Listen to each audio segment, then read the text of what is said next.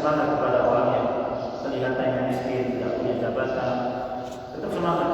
Terhadap orang yang punya jabatan itu kita juga semangat, ya. Kedua-duanya kita tetap semangat, ya. Kemudian yang kedua, ya, dari ayat yang nomor faedah yang kedua yang saya ambil adalah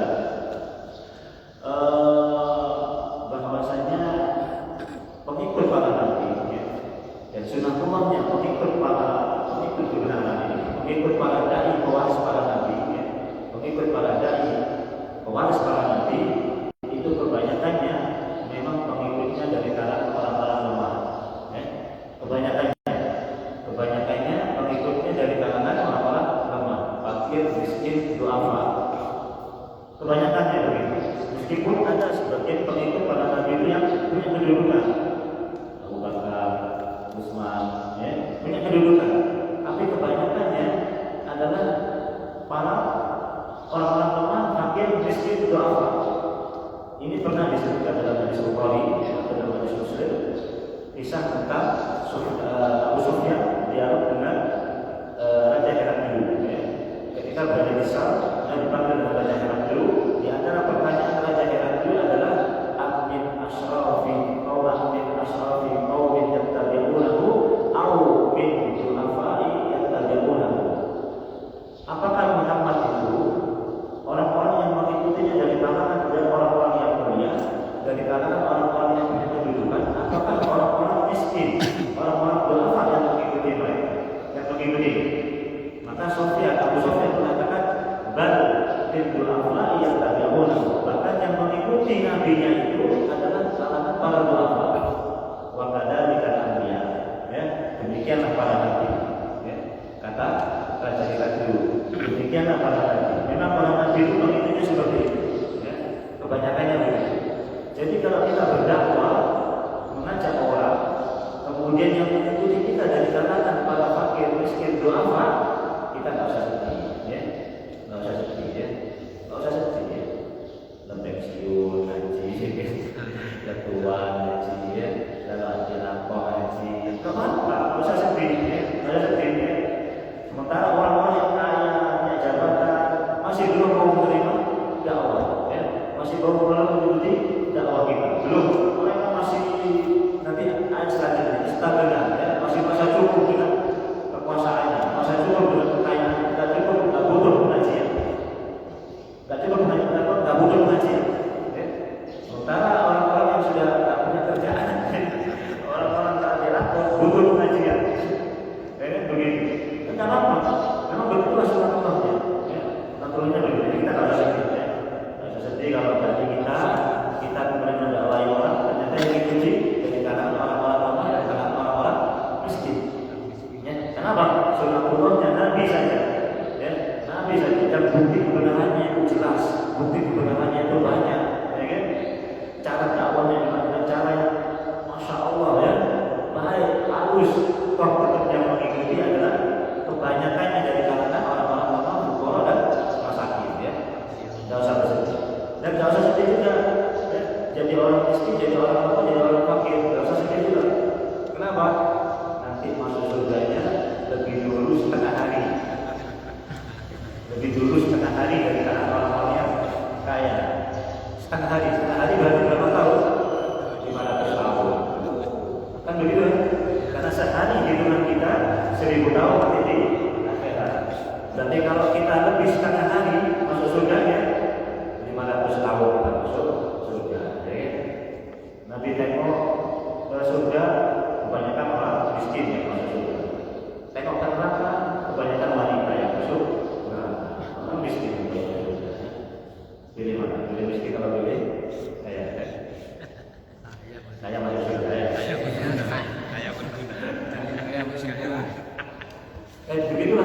Begitulah apa namanya, begitulah sunatullahnya begitu, ya. Jadi kita nggak usah sedih. Ini dakwah saja yang ikhlas, dakwah saja yang ini, ya kan? Kenapa? Karena yang mengikuti kita sebagaimana begitu para nabi. Nabi itu juga demikian. Nabi itu juga demikian. Wa yaqala inna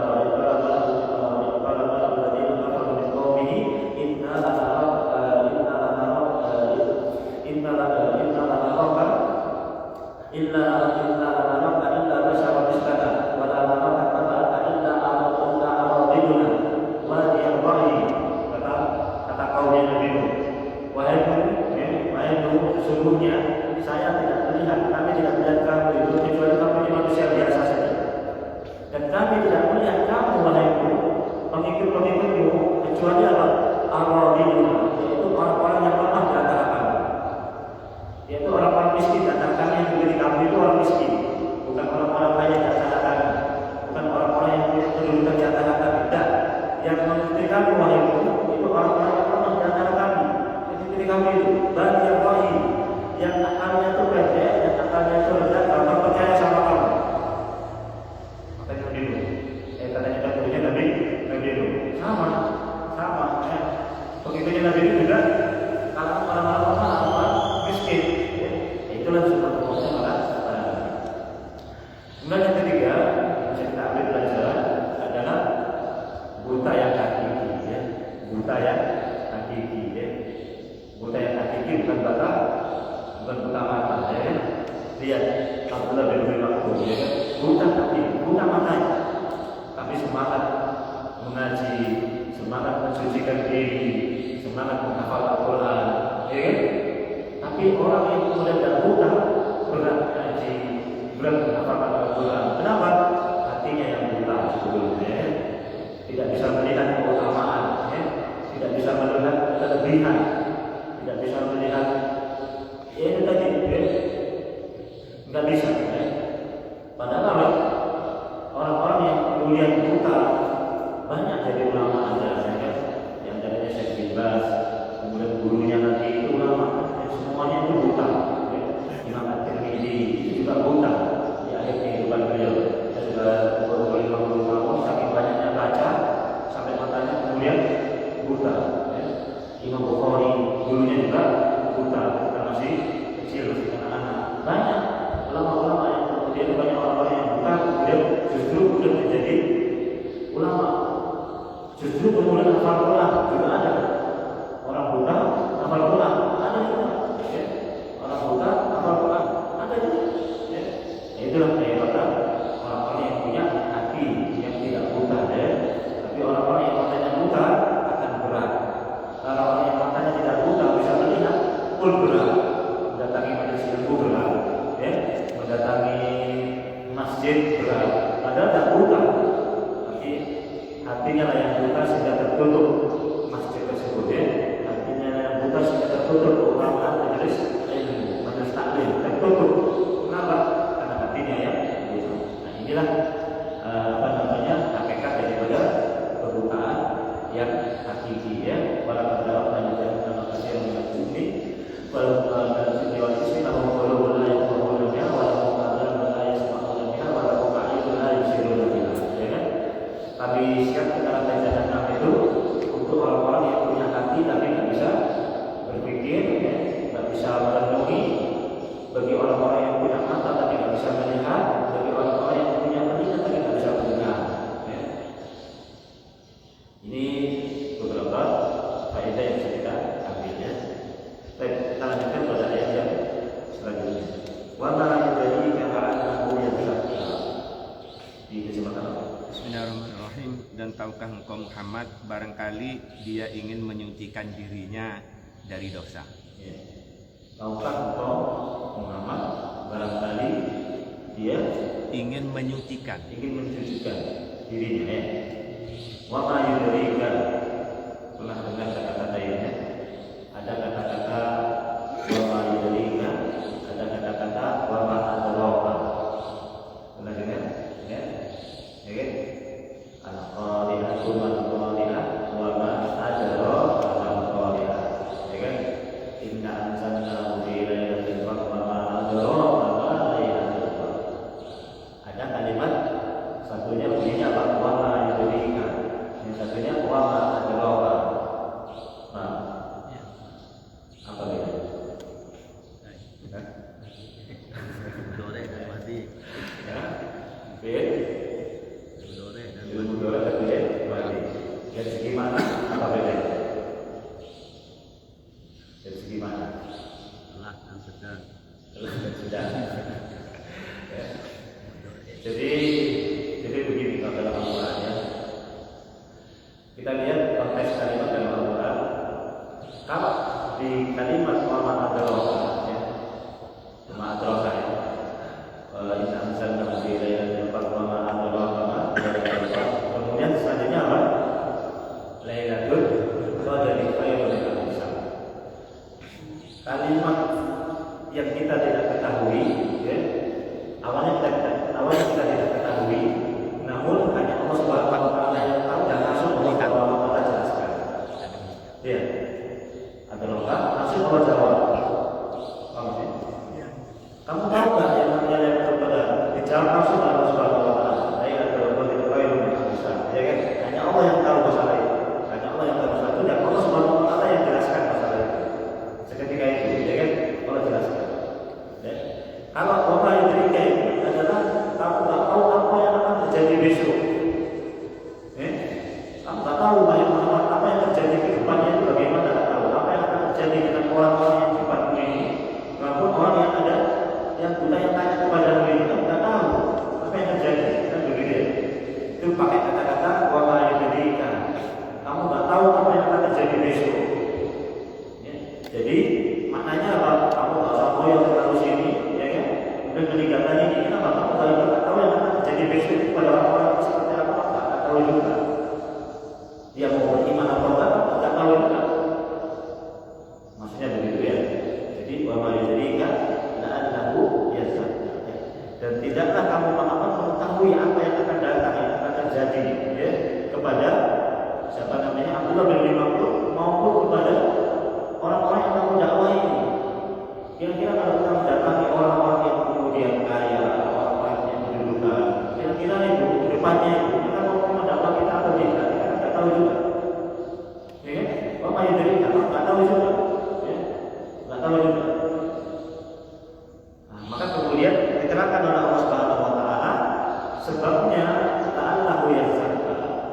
Barangkali dia Abdullah bin Mas'ud ini ingin mensucikan dirinya wahai Muhammad, ya kan? Ingin mensucikan dirinya wahai Muhammad. Yazakka itu sebetulnya tazakka aslinya ya. Yazakka itu sebetulnya aslinya ya tazakka. Taknya dimasukkan ke zain, ya. Taknya dimasukkan ke zain. Takhfif sembunyikan di dalam huruf zain. Za, ya. Aslinya ya tazakka, aslinya begitu. Jadi taknya disembunyikan di huruf za, huruf zain. Ya. Jadilah kemudian yazakka ya. Jadilah kemudian yazakka. Wama yudrika la'allahu yazakka. Dan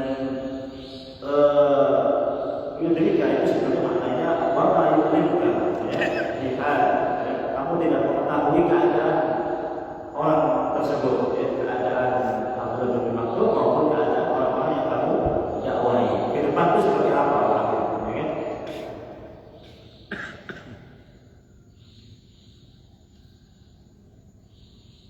Nah, kemudian Allah Subhanahu wa taala terangkan bahwasanya orang ini Abdullah bin Mas'ud ini ya datang kepada wahai Muhammad, bisa jadi dia ingin mensucikan diri, ya zakka itu maknanya ya tatahhar, yaitu dia ingin mensucikan diri. Dia ingin mensucikan diri. Ya.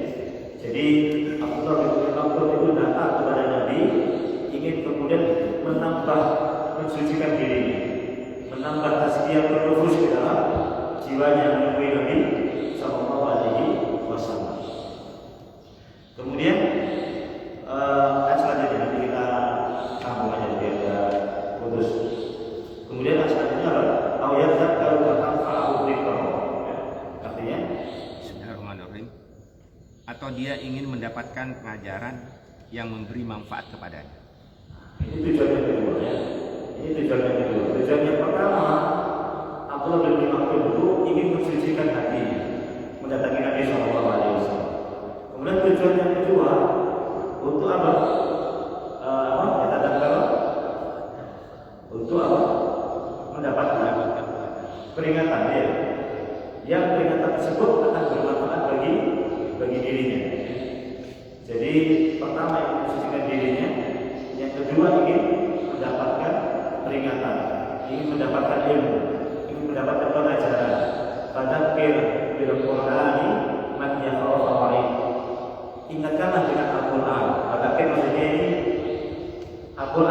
ya.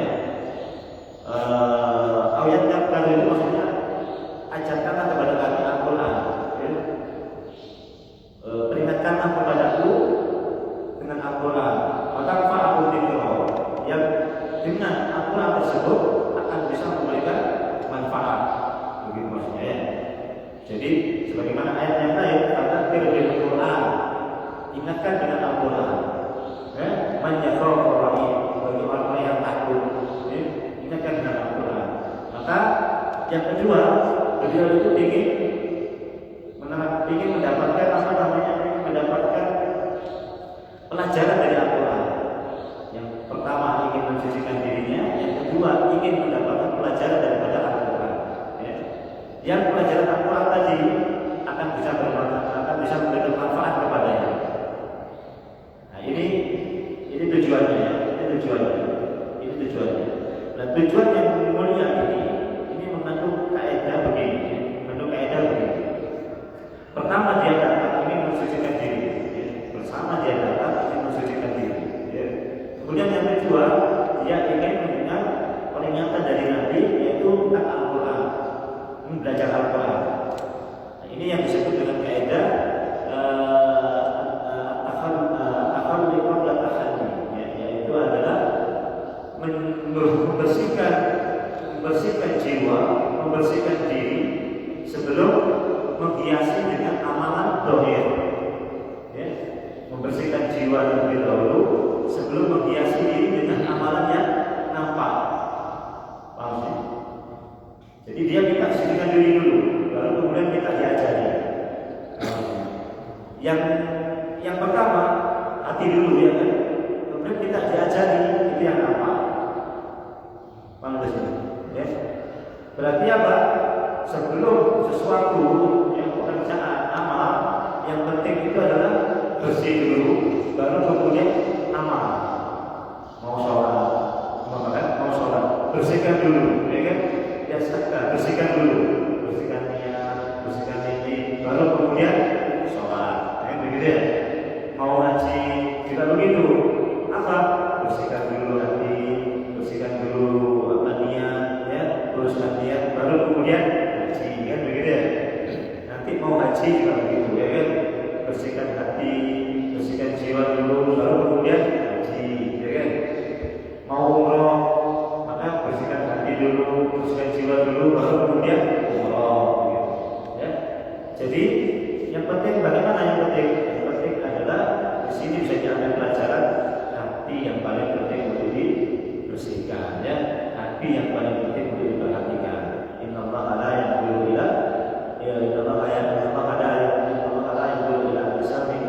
wala amwalikum walakin yanzuru ila qulubikum wa a'malikum. Allah Subhanahu wa taala tidak melihat kepada penampilan kalian, Allah Subhanahu wa taala tidak melihat kepada jasad kalian, tidak melihat kepada harta kalian, walakin yanzuru ila qulubikum. Allah Subhanahu wa taala melihat kepada hati kalian, ya, kepada hati kalian, wa a'malikum, dan amal kalian, ya. Ada orang yang hatinya bersih, itu amal dohirnya sedikit, tapi di akhirat derajatnya lebih tinggi, bisa lebih tinggi, ya. Ini pernah saya ceritakan, ya. Nabi Sallallahu Alaihi Wasallam sedang dulu dalam majlis seperti ini, kemudian Nabi mengatakan apa? Kalau ada fakta rajulun min ahli jannah, akan muncul dari arah sini laki-laki penduduk ahli surga. Kalau ada fakta rajulun min ahli jannah, akan muncul dari arah sini laki-laki penduduk surga. Ini sahabat sudah pada kumpul semua. Sahabat-sahabat saya sudah pada kumpul semua. Ini orang agak terlambat datang ke masjidnya, ya. Para Rasulullah itu ternyata bukan sahabat-sahabatnya di sini. Ini sudah ada di sini. Bukan sahabatnya terkenal. Kemudian masuk masjid, ya. Taruh saja, langsung masuk masjid. Besoknya lagi Nabi bilang apa sama? Para ada fakta lebih berjalan. Akan datang dari arah sini laki-laki penduduk surga. Sampai 3 hari. Nabi mengatakan demikian. Akhirnya sahabat itu penasaran, amalan apa orang ini kalau sampai Nabi bilang dia penduduk surga. Padahal orangnya masih hidup orangnya. Tapi Nabi sudah mengatakan dia penduduk surga. Sementara sahabat-sahabatnya ini masih belum ada yang dibilang masuk surga. Sahabat Nabi SAW, ini orang yang sudah datang agak terlambat dibilang masuk surga.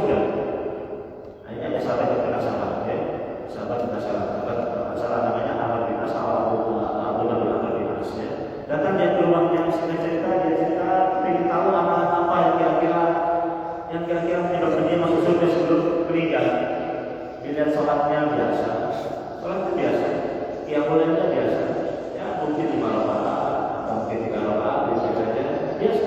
Baca Qurannya juga biasa. Sementara sahabat yang nginep di rumahnya ini, sahabat yang luar biasa amalnya, la yanamul lail, siyamun nahar, tidak pernah tidur malam, paginya puasa. Ini sahabat yang nyatakan, tidak pernah tidur malam, habis isya sampai subuh dia mulai, habis subuh sampai maghrib puasa. Tiap hari sahabat ini, ya, hebat amalannya. Tapi kemudian orang ini biasa amalannya, tapi dibilang sama Nabi penduduk surga. Apa kira-kira amalannya? Ditanya sama sahabatnya, amalan apa kira-kira? Dia bilang apa? La ajidu fi nafsi ghissun wa la asyhadu ala ahadin minal muslimin a'tahu Allahu min fadli. Dalam hati saya tidak ada iri, tidak ada hasad sedikit pun terhadap saudara saya sesama muslim yang Allah Subhanahu wa taala berikan kelebihan kepadanya. Bersih hati, sama sekali tidak ada iri, tidak ada hasad. Selesai. Orang pada lajar ya. Oh itu jor-joran. Betul, iya kan? Oh mantapnya pelarian. Oh mungkin saya dapat pangkat, dapat pelarian. Oh nanti soleh kayak dia kan? Kita bukan bicara ini, tapi hati kita bersihkan saja hati seperti itu. Ngapain ya? Nggak perlu begitu ya kan? Kalau ada saudara kita yang sudah pulang beli lebih, mudah-mudahan Allah Subhanahu wa taala memberkahi hartanya. Sudah gitu saja, doakan saja. Mungkin moga-moga berkah. Selesai, enak hati tenang. Kalau kemudian rasa diri tidak tenang hidup kita, kerja keras demi melampaui tetangga kita, tidak enak hidup seperti itu kan? Kalau nyaman, ya kan? Bismillah. Kalau ada orang yang lebih, mudah-mudahan berkah hartanya, ya. Mudah-mudahan berkah, bisa infak, bisa bersedekah, bisa haji, sudah selesai gitu saja ya. Mudah-mudahan bisa infak, sedekah, bisa haji, selesai. Itu malah menurut amalnya lebih dia kepada Allah. Ini Abdul bin Mas'ud ini ingin diataskan hatinya, membiasakan hatinya, ingin mendapatkan pelajaran dari Nabi Sallallahu Alaihi Wasallam. Orang yang seperti ini sama Nabi berpaling. Paham ya? Nabi berpaling. Orang yang tujuannya baik, ingin mensucikan diri, ingin jiwa, ingin kita ngaji Al-Quran, Nabi berpaling. Makanya ditegur Nabi, jangan kamu berpaling. Ya.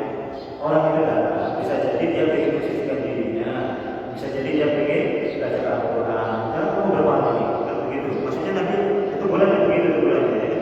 Amma man istaghala fa anta lahu tasadda. Artinya apa? Bismillahirrahmanirrahim. Adapun orang yang merasa dirinya serba cukup, yang berikutnya, maka engkau Muhammad memberi perhatian kepadanya. Yang sama Abdullah bin Mas'ud yang buta, yang miskin, yang pengen mensucikan diri dan ingin belajar, Nabi berpaling. Namun dengan orang yang kemudian istagna, merasa cukup, Nabi kemudian memberikan perhatian. Apa makna istagna? Istagna ini begitu istagna ini. Dia merasa cukup. Merasa cukup ini ada beberapa bentuk. Pertama, dia sudah merasa cukup. Merasa cukup anti kebadan, merasa cukup dari menerima dakwahnya Nabi. Merasa cukup dari menerima kebenaran. Aslinya mereka ini sudah merasa cukup, tak perlu sebelumnya pengen dakwahnya itu, tak perlu sebelum istagna. Sudah merasa cukup. Apa yang ikuti Nabi Muhammad? Toh yang ikuti orang buta, yang ikuti orang miskin. Sebetulnya mereka ini sebetulnya. Ini orang selanjutnya maksudnya. Sebetulnya orang-orang yang dihadapi oleh Nabi, orang-orang pembesar-pembesar Quraisy itu sudah orang-orang yang istagna. Orang-orang sudah merasa cukup dirinya dengan kekuasaannya, dengan kekayaannya, tidak butuh ikuti Nabi Muhammad. Tidak butuh apa yang ikuti Nabi Muhammad. Dia sudah punya kekuasaan, dia sudah punya kekayaan. Nah, dengan orang yang seperti ini, Nabi justru malah memberikan perhatian. Paham ya? Orang yang tidak merasa, orang sudah merasa cukup dengan dirinya, tidak perlu hidayah, tidak perlu memberi kebenaran. Nabi kemudian memberikan perhatian kepada orang ini, tegur Allah. Sementara orang ini yang miskin, yang ingin mensucikan dirinya, yang ingin mendengar Al-Quran, berpaling Nabi. Ya, Nabi nggak tahu yang gaib, wajar. Nabi nggak tahu yang gaib, paham sih? Nabi nggak tahu orang ini nanti mau kafir apa enggak, mau beriman apa enggak. Nabi nggak tahu. Makanya Nabi tetap semangat mendakwahi pemimpin kafir Quraisy tadi. Tapi diingatkan sama Nabi, itu orang tak bodoh, ya istighfar, itu orang tak bodoh. Ya. Itu cuma ingin sekedar tahu saja, ingin ngecek kamu wahai Muhammad, ya, permainkan kamu wahai Muhammad. Sebelumnya dia sudah pada cukup, tak butuh dengan hidayah, tak butuh dengan Al-Quran, tak butuh. Maksudnya, ini yang pertama. Ada lagi istighfar. Istighfar ini sifat kebanyakan kita manusia. Ya. Kadang-kadang kita lalai, sudah merasa cukup dengan kemampuan kita, tak butuh Allah Subhanahu Wa Taala dan tak ingin Allah Subhanahu Wa Taala. Itu sikap daripada istighfar. Ya, alaqab benar bergula oleh kerja, tak pernah yang terbesit dalam benak kita. Alhamdulillah dari Allah Subhanahu Wa Taala. Ya, kadang kita merasa cukup, ya itu karena kemampuan kita. Kita merasa cukup karena itu keahlian saya. Sehingga kemudian saya digaji sekian, saya dibayar sekian tiap bulan. Okay. Kadang ada orang yang kemudian dia kerja tiap hari, ya, begitu lampu, alhamdulillah, ya Allah, udah saya alhamdulillah, kan kemudian datang lagi yang kedua, alhamdulillah, udah saya alhamdulillah, datang lagi yang ketiga, terus dia alhamdulillah terus. Ini lebih baik daripada yang istighfar tadi. Istighfar dalam artian apa? Ya itu memang sudah cukup, itu memang kerja saya begitu. Sehingga dia lupa sama Allah Subhanahu Wa Taala. Apa yang dia dapat itu karena keahlian dia, itu karena kehebatan dia. Ya. Nah ini juga istighfar namanya. Ya. Ini juga istighfar. Ya. Itu juga merasa cukup dengan Allah Subhanahu Wa Taala, merasa cukup dengan dirinya. Dengan diri juga merasa cukup. Ya, bahwasanya semua yang dia dapat itu karena keahlian yang ada pada diri. Bukan karena pemberian Allah Subhanahu Wa Taala. Bisa makan, bisa belajar, bisa ini. Itu semuanya karena Allah Subhanahu Wa Taala, bukan karena kemampuan kita, bukan karena keahlian kita. Kalau orang merasa cukup, ya, istighfar, dia nggak tahu, dia nggak merasa kalau itu pemberian Allah Subhanahu Wa Taala. Dia merasa keahlian dia, ya. Dia merasa kepintaran dia. Sehingga apa? Begitu gajian lupa tidak ingat Allah sama sekali. Tidak pernah mengucapkan alhamdulillah gajian, tidak pernah. Seolah-olah sudah lupa dengan Allah Subhanahu Wa Taala. Kenapa? Karena sudah merasa cukup dengan kemampuan dia, bahwasanya dialah yang kemudian mendapatkan uang, mendapat dunia itu karena kemampuan dia. Ya. Dengan orang yang seperti ini, Nabi kemudian memberikan perhatian, ini tidak boleh, ya. Ini tidak boleh, ya. Ini tidak boleh. Allah Subhanahu Wa Taala sebutnya dalam ayat yang lain. Ya. Allah Subhanahu Wa Taala sebutnya dalam ayat yang lain. Yaitu apa? Wasbir nafsaka ma'al ladzina yad'una rabbahum bil ghadati wal 'ashyi yuriduna wajhahu wa la ta'du 'ainaka 'anhum turidu zinata al-hayatid dunya wa la tuti' man aghfalna qalbahu an dhikrina wattaba'a hawahu wa kana amruhu furutah. Wasbir nafsaka ma'al ladzina yad'una rabbahum bil ghadati wal 'ashyi yuriduna wajhahu. Sabarkan diri kamu wahai Muhammad bersama orang-orang yang wasbir nafsaka ma'al ladzina yad'una rabbahum, yang dia menyeru kepada Allah, yang minta kepada Allah Subhanahu Wa Taala, yang ingin kepada Allah Subhanahu Wa Taala, wasbir nafsaka ma'al ladzina yad'una rabbahum bil ghadati wal 'ashyi yuriduna wajhahu. Siang malam yang dia kerjakan hanya ingin mengharapkan wajah Allah Subhanahu Wa Taala. Sabarkan diri kamu bersama orang-orang itu. Ya. Wis orang dia baik, saudara saya. Wala ta'du aynaka anhum. Palingkan pandangan dari mereka. Wala ta'du aynaka turidu zinata al-hayatid dunya, yang mereka menginginkan kehidupan dunia. dunia. Jangan kamu palingkan pandanganmu kepada mereka. Wala ta'du aynaka anhum, jangan kamu palingkan pandanganmu kepada mereka yang mereka menginginkan kehidupan dunia. Ya. Wala ta'du aynaka anhum, turidu zinatan hayatid dunya. Wala tuti' man aghfalna, jangan kamu ikuti. Wala tuti' man aghfalna qalbahu, orang yang hati-hatinya lalai. Jangan kamu ikuti orang yang hatinya lalai. Lalai sibuk dengan kehidupan dunia ini. Wala tuti' man aghfalna qalbahu dzikrina, dari zikir kepada kami, ya. Dari belajar, dari mengaji Al-Quran, dari mentadabbur Al-Quran, dari mengingat Allah Subhanahu wa taala. Kamu yang ikuti mereka. Wala tuti' man aghfalna qalbahu dzikrina wattaba'u hawahu wa kana amruhum furutah. Yang mereka itu adalah orang yang mengikuti hawa nafsu mereka, dan terhadap urusan mereka melampaui batas. Ini juga tujuannya. Ini juga peringatan yang harus kita perhatikan, ya. Sabar saja dalam orang yang ikhlas seperti ini, ya. Sabar saja dalam orang yang ikhlas. Sementara orang-orang yang seperti itu yang menginginkan kehidupan dunia itu, jangan kamu palingkan pandangan kepada mereka, ya. Nah, inilah yang kita bersama lagi, ya, supaya nanti apa? Jangan berpaling kepada mereka itu orang-orang yang mengikuti kehidupan dunia ini, ya. Dari sini ada satu kaidah fikih, ya, yang diambil, yaitu apa? Al-maslahatu muhaqqaqah la tusrafu li maslahatin muwaqqah. Maslahat yang sudah jelas jangan ditinggalkan untuk kemaslahatan yang masih belum jelas. Ya. Ini ada orang kafir, pembesar-pembesar Quraisy, ini ada Abdullah bin Umi Maktum, miskin tapi sudah beriman. Ini pembesar-pembesar kaya tapi belum beriman. Maslahat yang sudah jelas yang mana? Maslahat yang sudah jelas yang mana? Umi Maktum yang sudah jelas maslahat. Kenapa? Sudah jelas masuk Islam.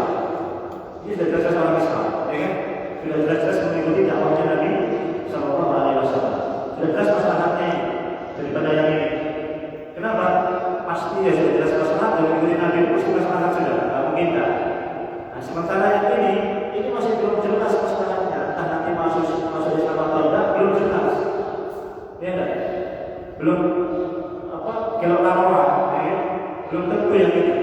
Tapi yang ini sudah jelas masuk Islam, ya. Yang ini belum tentu masuk Islam. Maka jangan kemudian kita tinggalkan yang sudah jelas-jelas masalahnya ini kepada yang belum jelas masalahnya ini. Paham ya? Ini kaidahnya. Kaidah bisa dipakai untuk segala persoalan, ya. Kaidah yang sudah jelas masalahnya jangan ditinggal pada kaidah yang masalahnya masih belum jelas, masih ramah-ramah, ya, masih ramah-ramah. Sementara yang ini sudah jelas masalahnya. Nah, ini juga diingatkan oleh Allah Subhanahu wa taala. Atau maslahatul umma la tuzraku bi maslahatis sughra. Maslahat yang agung, yang besar jangan ditinggalkan untuk kemaslahatan yang kecil. Kemaslahatan yang besar jangan ditinggalkan untuk kemaslahatan yang kecil, ya. Nah, nanti bisa ditimbang-timbang seperti itu, ya. Bisa ditimbang-timbang dalam urusan yang lain, urusan dunia, urusan fikih, ya, urusan muamalah, urusan ibadah, bisa dipakai, ya. Mana yang lebih mulia? Afdal sholawat sama apa di rumah? Afdal persoalan yang wajib apa yang sunnah, kan begitu. Jangan sampai kemudian meninggalkan yang utama sholat wajib, tapi yang sholat sunnahnya yang dikerjakan, kan begitu. Itu jadi pakai. Kaidah-kaidah seperti itu jadi pakai, ya kan? Kaidah-kaidah seperti itu jadi pakai dalam segala urusan, baik urusan dunia maupun urusan akhirat, ya. Mana yang kira-kira kerja di sini sama kerja di sini, gitu kan? Mana yang dimaksudkan kerja di sini atau kerja di sini? Kerja di sini gajinya besar, oke? Punya orang tua, mengatakan akan apa? Kalau jelas, ya, berbagi berapa kan? Akhirnya apa namanya? Gaji lebih kecil, teman-temannya muslim semua, makanan aman, tiba-tiba di mana nih kira-kira besar masalahnya yang mana? Kan begitu ya? Oh iya, misalnya tetangganya sholat semua, ya kan? Teman-temannya di kampus sholat semua, Islam semua, makanannya aman.